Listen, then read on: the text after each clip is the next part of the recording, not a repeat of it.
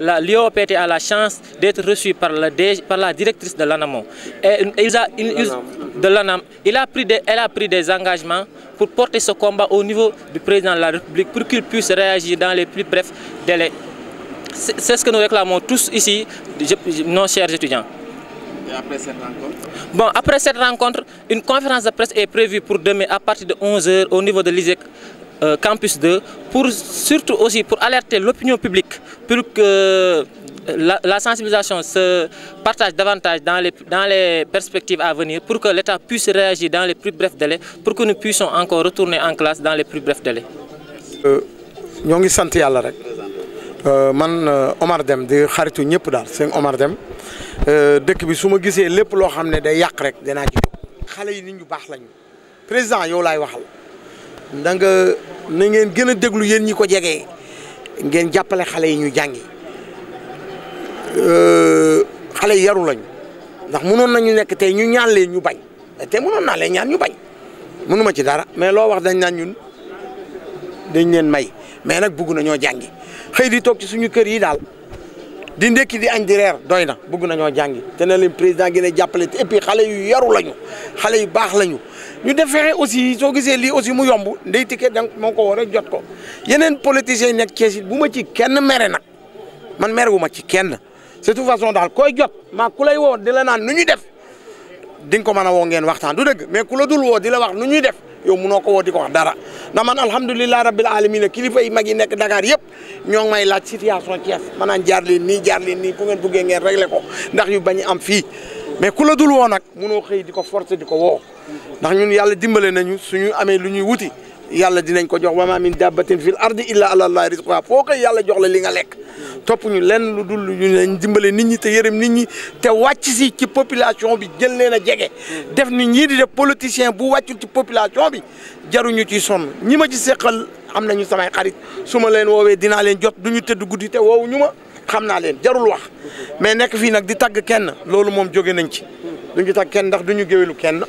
ñun daal Macky Sall lañ bëgg mu falu nañ jàppale xale yi ñu jàngi loolu la am li ma ci doon maa ngi leen di gërëm nag xale yi li Adja Ndeye Tické def dafa rafet trop da moo xëy rek woo Amadou Mbaye mii ne Amadou Mbaye indil ma xale yi ma toog waxtaan ak ñoom ndax samay doom lañu di gërëm aussi Amadou Mbaye mi nga xam ne bu muy metti du dara tey dem na ba yëf yi fu muy jeexee bokku ci mais moo ngi nii di ci jàpp moom dafa gëm Macky Sall moom boo waxee mu naan dem man lu ma gën a sëng dem man na Macky fallu rek ci laay dox xooluma ñu jox ma xooluma ñu ñàkk maa jox moom it ñoo ngi koy gërëm di ko sant di gërëm yàlla nañ yàlla defal jàmm xale yi jërëjëf président yow laay waxal ngir yàlla ak yonent bi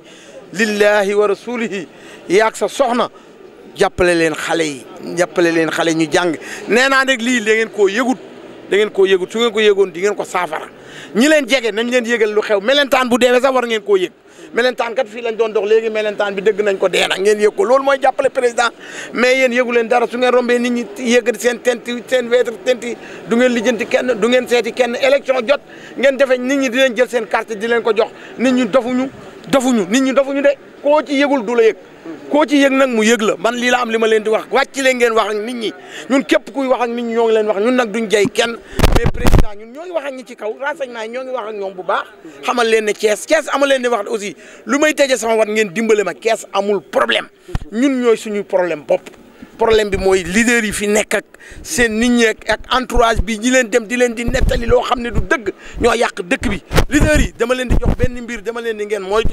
lillahi wa rasulihi moytu leen seen entourage yi di ñëw ci seen nopp yi di fen dañu yàq donc nañu dajaloo nekk benn moo gën fi ngeen toll na ngeen dajaloo nekk benn campagne bi bu jotee na ñëpp dajaloo nekk benn amul diw jaar fii amul diw jaar fee ren su ma ko séenee fii Thiès dinaa wàcc xeex ak borom amul kii jaar fii su ngeen jaaree fii kii jaar fee barke ngeen tasaaroo yàlla tasaare résultat yi na ngeen ànd nekk benn yàlla jàppale leen man loolu rek laa am li ma leen doon wax jërëjëf.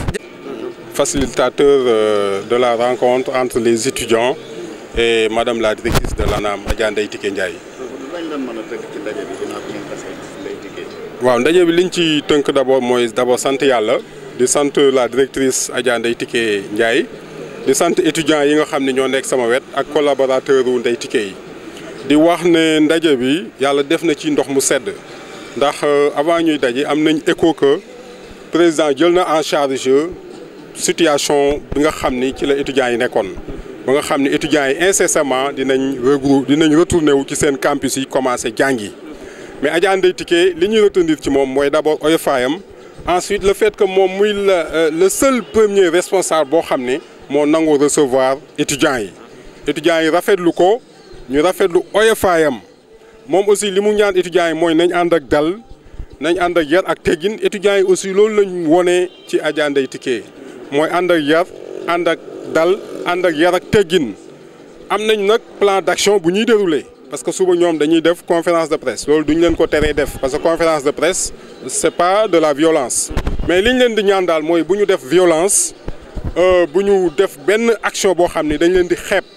parce que kilifa gi ñu dajeel dina jël en charge situation bi yëpp képp ku ko war a jot muy président dina ko jot incha allahu moom aussi damay wax ni su ñëpp defoon ni ci Adja Ndeye Tické su ñëpp defoon ni moom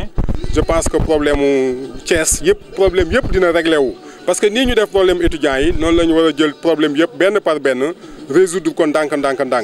donc maa ngi leen di remercier étudiants yi di remercier Omar Deme sama collaborateur di sant yàlla ci succès bi nga xam ni may nañu ko tey muy que loolu ñu nga xam ni moom lañ doon dox yàlla may ñu ci ndam ba étudiants yi war a retourner waat jàngi incha allah su yàggul dara merci beaucoup.